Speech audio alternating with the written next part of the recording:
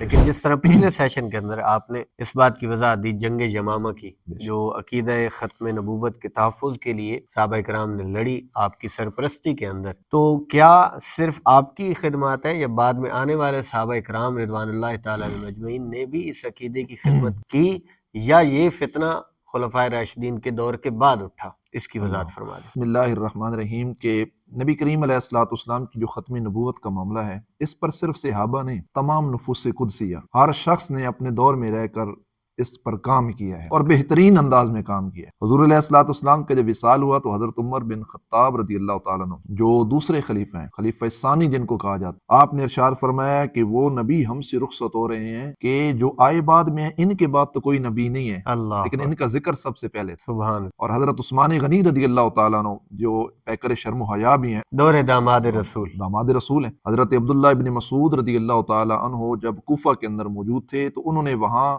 خط لکھا ایک حضرت عثمان غنی رضی اللہ تعالیٰ عنہ، اور انہوں نے خط کے اندر یہ بات لکھی کہ عثمان غنی چونکہ آپ کا دور خلافت ہے، اور آج بھی کوفہ کے اندر کچھ لوگ ایسے ہیں جو مسلبہ کذاب، جس نے جھوٹا دعویٰ کیا تھا نبوت کا، جن کے خلاف صدیق اکبر رضی جن اللہ کے تعالیٰ خلاف جنگ یمامہ ہوئی تھی، آج بھی کچھ لوگ ہیں جو اس کو نبی مانتے ہیں اور اس کی تشہیر کر رہے ہیں کوفہ کے اندر۔ تو حضرت عثمان غنی رضی اللہ تعالیٰ عنہ نے باقاعدہ خط کا جواب دیا۔ آپ نے کہا ابن مسعود، آپ ان لوگوں کو دین حق کی طرف دعوت دیجئے، ان سے کہیے کہ ہمارے نبی پاک علیہ الصلوۃ والسلام اللہ رب العزت کے آخری نبی اور رسول ہیں۔ جو بندہ کوفہ کے اندر رہ کر ہمارے نبی جن کا ہم نے کلمہ پڑھا ہے، اگر ان کی ختم نبوت پر ایمان رکھتا ہے تو اس کو چھوڑ دیجئے، اور جس نے نبی علیہ السلام کی ختم نبوت کا انکار کیا تو آپ نے باقاعدہ فرمایا ابن مسعود، کوفہ کے اندر ان لوگوں کو وصل جہنم فرما دیجئے۔ اللہ، یہ حضرت عثمان غنی رضی اللہ تعالیٰ عنہ کا کردار ہے۔ اور مولا علی المرتضیٰ شیر خدا مشکل کشا رضی اللہ تعالیٰ عنہ، آپ دیکھتے ہوں گے سوشل میڈیا پر اور دیگر کئی کتب جن میں بالخصوص آپ کی اقوال زرعی، آپ کی خطبات موجود ہیں، ان کے اندر یہ بات آپ کو ملے گی کہ جہاں پر مختلف صحابہ کرام نے حضور نبی رحمت صلی اللہ علیہ وسلم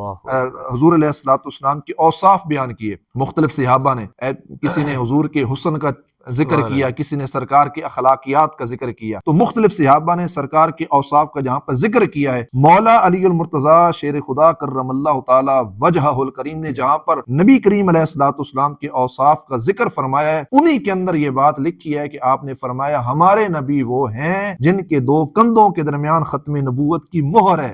آپ آخری ہیں، آپ کے بعد کوئی نبی اور رسول نہیں آ سکتا۔ تو بہرحال یہ مولا علی المرتضیٰ شیر خدا کرم اللہ تعالی وجہہ الکریم کے بعد دیگر صحابہ اکرام، اہل بیت اطہار، ائمہ مجتہدین، محدثین، مفسرین، اولیاء امت، علماء اسلام، مشہور ترین علماء، انہوں نے اپنی خدمات پیش کی ہیں، جس حوالے سے بھی ان سے ہو سکا ختم نبوت کے تحفظ کے لیے ان لوگوں نے اپنی قربانیاں پیش کی ہیں۔